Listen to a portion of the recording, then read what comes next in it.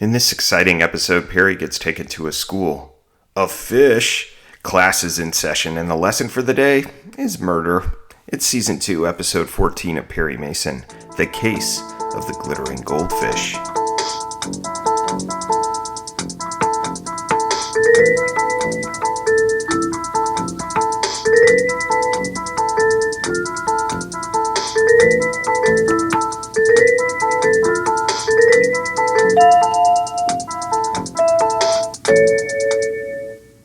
Welcome to the Perry Pod.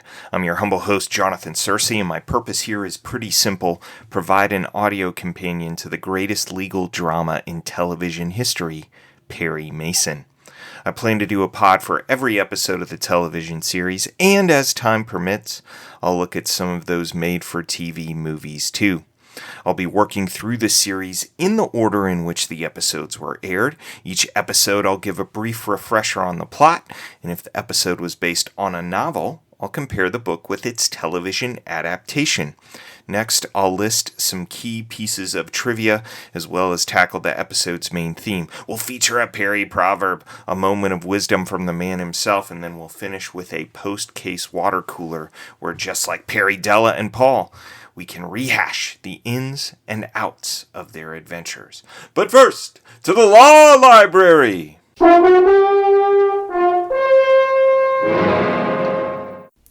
Each episode in the law library, we return to prior cases to refresh our memories about Perry's past so we can find fresh precedents for future cases. In today's law library visit, we take a look at that most taciturn of courtroom allies, the hostile witness. In this episode's case, Sally Wilson is the defendant's fiancée. Hamilton Berger calls her to the stand, then starts asking leading questions. Mason objects. Here is how the judge rules. If Your Honor, please, I must object to the district attorney cross-examining his own witness. Well, I think Mr. Berger has proven that the witness is obviously hostile. You may proceed. We've heard this term before. In Episode 2, the case of the sleepwalker's niece, murderer Steve Harris was called an adverse witness. In Episode 12, the case of the negligent nymph, murderer Karen Alder was called a hostile witness when Berger asked her to testify against her friend Sally Fenner. So what exactly is a hostile witness? It's basically a witness who is against the side that has called that witness to the stand. Anti-prosecution if Berger has called you up. Anti-defense if Perry has called you up. Let's keep our eyes and ears peeled for Mason getting to ask leading questions of witnesses hostile to his case. And now, let's take a look at the plot of this episode.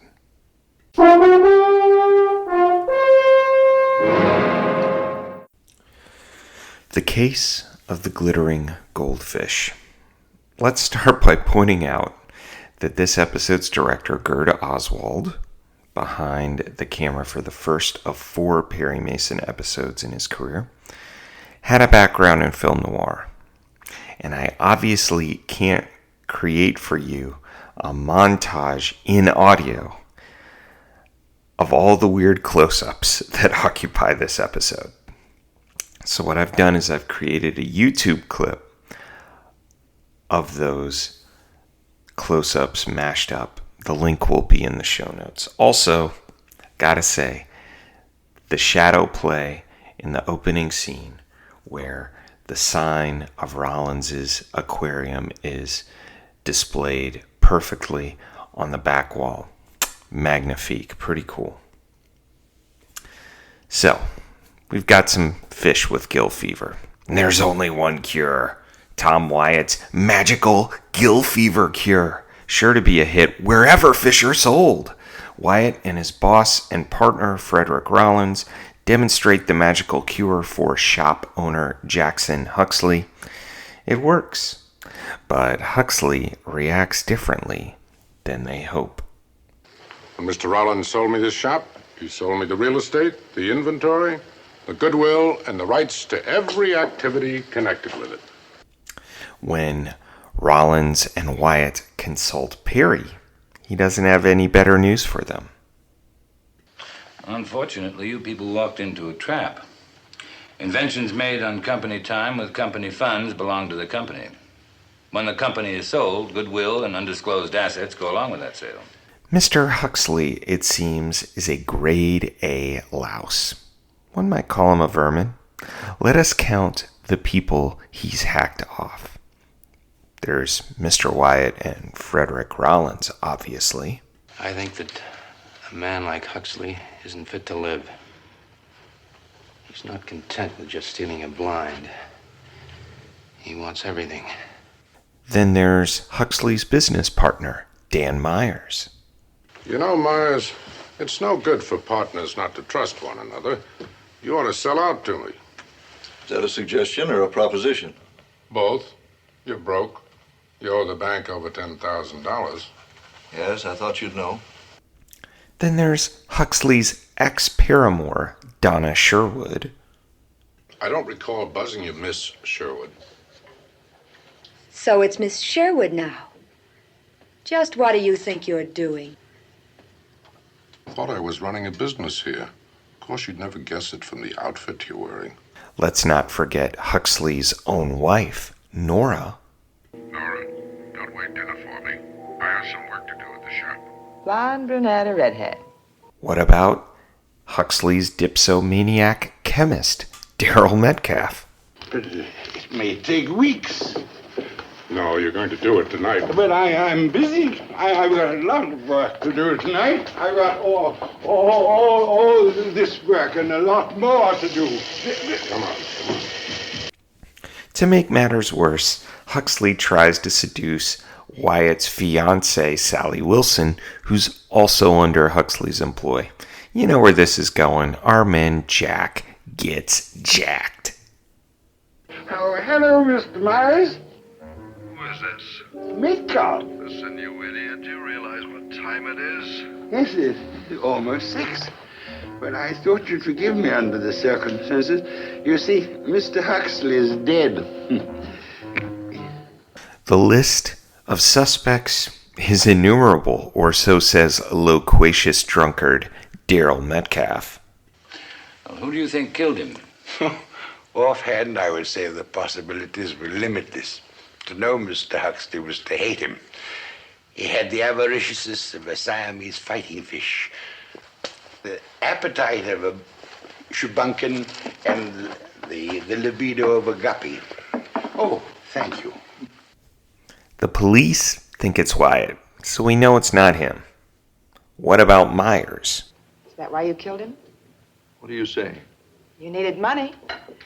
If you felt my husband was taking advantage of you. You're cute, Nora. You're pretty darn cute. Flattery will get you nowhere. Nor the widow? Naturally hate to bring this up, but where were you last night? Right here. I came by at 10 o'clock, Nora. There was no answer. I went to bed early. Your car was out of the garage, and just on a hunch, I drove by the shop. I saw your car. It was parked a block down the street. Donna Sherwood. Could it be then that you were pleased to hear that Mr. Huxley was in danger? I resent that. You make it sound like I hated Mr. Huxley. Didn't you? He fired you that day. No one ever suspects Frederick Rollins, but that guy was a classic with friends like these who needs enemies, pal to Tom. Nope, it's not Rollins either. That just leaves old Mr. Metcalf, and Perry corners him. Would you please explain to this court why you failed to include morphine sulfate among the ingredients listed on this paper? Was it because you used the morphine sulfate for another purpose? You've got me there. You mean you can't answer the question? Not without, how do you say it, without incriminating myself. Metcalf repays Perry's kindness by giving him an aquarium? Dear Mr. Mason, this arrived while you were at dinner, Gertie. I've arranged to have this delivered to show there are no hard feelings. Mr. Berger informs me if I plead guilty, I'll be given life imprisonment. I understand the warden at San Quentin has an aquarium. Though this episode features the tag of all written for TV eps based upon characters created by Earl Stanley Gardner, it was in fact based on a novel. Or let's just say, if the teleplay writers never looked at the case of the gold digger's purse, then they need to stop being teleplay writers and go into official prognostication, or maybe storm the fish medical market with a real breakthrough. Because there are too many details that are similar for it to have been a coincidence. Here are some details from the novel that match the episode. Number 1, there's a young man who's in the employ of a fish store, and he creates a preparation that heals gill fever. Number 2, the money-hungry owner of the fish store is the murder victim. Number 3, the inventor's fiancé is involved in the case. Number 4, the deceased business partner and wife are also suspects. No doubt about it, the novel is the basis for the episode. So, how are the novel and show different? 1, the defendant is the titular gold digger who's the inventor's girlfriend. So in this case, imagine that Sally Wilson, not Tom Wyatt, was the defendant. 2, there's no Daryl Metcalf character, which means the novel has a different murderer. And in the book, it's the lawyer for the deceased's first wife. Yeah, Huxley has 2 wives instead of a wife and a paramour, like in the episode. Number 3, the murder victim, while no prince, loves fish, like a lot. And that's a key part of the plot. Number 4, Perry in the novel actually has his patented bluffs called, one time with a hotel clerk, another time with a possible suspect. Typically in the books, Perry's golden. He gets himself in jams simply because his clients rat him out or something like that. The police are vindictive against him for no rational reason. But in this particular case, 2 different people get Perry to back down. Generally, people connected with Mason can lose a battle, but rarely does Mason himself lose those kinds of battles. Of course, he wins the war. In any case, the novel is worth checking out. Now, let's get trivial, shall we?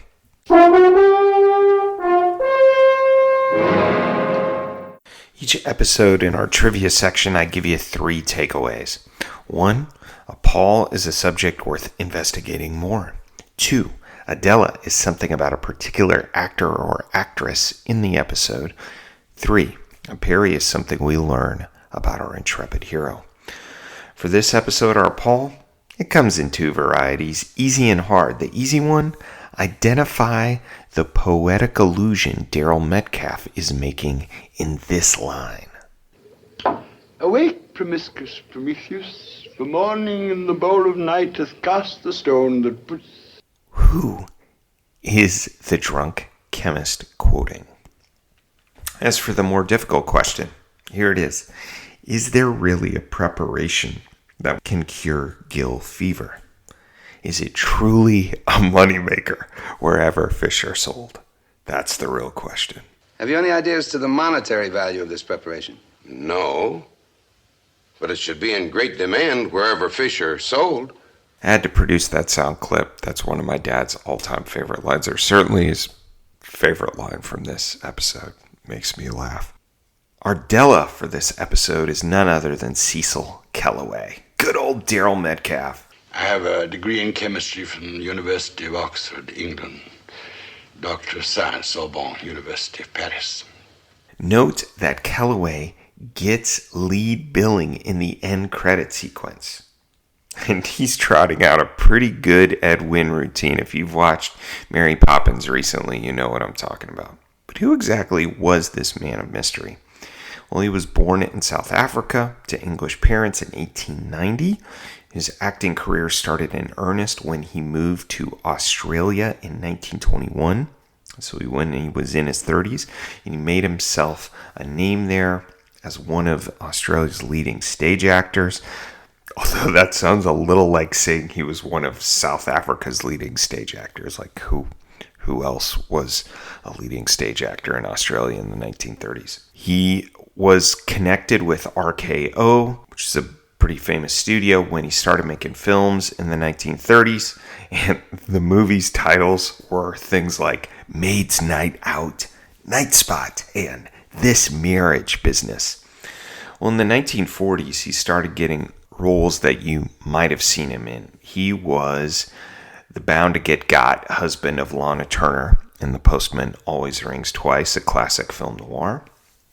He got an Oscar nomination for Best Supporting Actor in 1948, where he starred alongside Tyrone Power and Anne Baxter as a leprechaun in a film called The Luck of the Irish. The 50s and 60s, numerous TV and film credits. Here's an interesting thing. So he didn't win in 1948 for Best Supporting Actor. He got another nomination for Best Supporting Actor in the 1960s when he appeared as, do you know this one? Monsignor Mike Ryan in Guess Who's Coming to Dinner. Didn't win that one either. He was married to the same woman, Doreen, from 1919 until his death in 1973. So he married her when he was 29. He was also the cousin of Edmund Gwenn. Perhaps you know him best as Kris Kringle in Miracle on 34th Street. Fun note, Gwenn's real last name, Kelloway. Cecil Kelloway, quite a guy. Our Perry for this episode involves Perry's need for something to spruce up his office. This is a lovely place you have here. And what a perfect spot for an aquarium. That's an idea. Hey, I'm all for anything that takes attention away from those creepy masks Perry has hanging on the wall. The theme for our episode is drowning. Fish forget about water. They swim in it. But if a person gets caught underwater, it's curtains. Note the desperate states of the men and women who populate this episode. Tom Wyatt, he can kiss his life's work goodbye because of his boss's good intentions. Now, here's what's interesting. The end of the episode, is Wyatt going to get back the rights and ability to merchandise his formula? It seems like Dan Myers or Nora Huxley still own it. So even though he's got off for a charge of murder, doesn't necessarily mean that he's going to make a boatload of cash. There's Sally Wilson, whose job is now gone. There's Dan Myers, who's still in debt. And Donna Sherwood, out of a job. Nora Huxley, she's, loading up on alcohol. The moneymaker's gone. Doesn't seem like she has a gig. It's funny then that Daryl Metcalf describes his idea of satisfaction when he imagines taking the formula from Wyatt as drowning in a sea of champagne. With the money I made from it, I could what? I could drown myself in a sea of champagne. Believe me, sir, I'm deeply ashamed of it. If you want to survive the tempests of life, you better have a Perry preserver handy. All that glitters is not goldfish, am I right? Otherwise, in Perry's world, it's man or woman overboard. Now, it's time for a Perry proverb. In this episode's Perry proverb, our hero gets ichthyological as he tries to keep up rhetorically with Daryl Metcalf, the hydroconous Goliath of fish eluders. Who was his current pilot fish? Yes, that's very good. This is a wonderful instance of Perry knowing his audience. A fish illusion suffices, particularly when couched in a question. Flatter the expert, lure him, and sure enough, Perry gets his fish and receives an aquarium in the bargain. Although, what does it say about our man Perry? We never see the aquarium again after this episode. Now, let's grab a swig from the water cooler. You know, there is one thing I don't understand. Go on, Paul. Our Paul prompt from the case of the borrowed brunette involved the details of fraudulent impersonation and its similarities to or differences from online identity theft. As usual, my Aunt Myra was on the case. She found this basic distinction: identity theft online amounts to fraudulent impersonation without the body. Although whether or not the impersonation and identity theft constitutes a misdemeanor or felony depends on what kind of benefits you receive from the impersonation. If you steal someone's important data, use it to obtain goods and services, you've got yourself a felony. The sticky wicket with the borrowed brunette is there was no intent to defraud. If Eva Martell had, say, for instance, gone in and sued for divorce as Helen Reynolds, then we would have had a problem. Just a side note, one of the reasons why the rebooted Perry Mason that HBO just made chose wisely in making a prequel rather than an updated version, say Perry Mason circa 2015, is that updated technology and complicated legal structures would have rendered impossible any kind of connection to the plots that Earl Stanley Gardner would weave. The plot of the case of the borrowed brunette, if it happened in 2020, would have to involve trick digital photography and CGI splice graphics, and basically the mind boggles. And I can see the TV executive producer saying, can't we just get a small town murder already? Let's make this simple. Although it does make me wonder, remember when things were simpler in the 1950s, when a shady deadbeat detective could simply hire a woman and her elderly companion without committing fraud in order to deceive a jealous deadbeat husband? You know, the good old days. Many thanks to those of you who reached out to me about the show's 2-month hiatus. I am a college professor by trade, and teaching in the age of COVID-19 has been emotionally and physically taxing. And so I'm doing what I can to stay healthy, and it delights me to know and that people listen to and enjoy the podcast and ask about it when it's not around. Shout out to my Aunt Myra and April Angel for, in the last week, asking me what was going on and prompting me to finish up the script to this episode that's been sitting in the tank for a while. As always, I'd love feedback about this particular episode of the podcast in general. Was there something about the episode you'd like to comment on or something you'd like to correct? You can drop me a line at theperrypod@gmail.com. You'll find that link in the show notes. All PerryPod episodes are available via Spotify, YouTube, and iTunes. Thanks so much for joining me on this pod journey. Join us next when the murderer from the case of the screaming woman becomes the defendant in the case of the footloose doll. Join me, won't you? Until then, this is Jonathan Searcy saying, keep on walking that Park Avenue beat.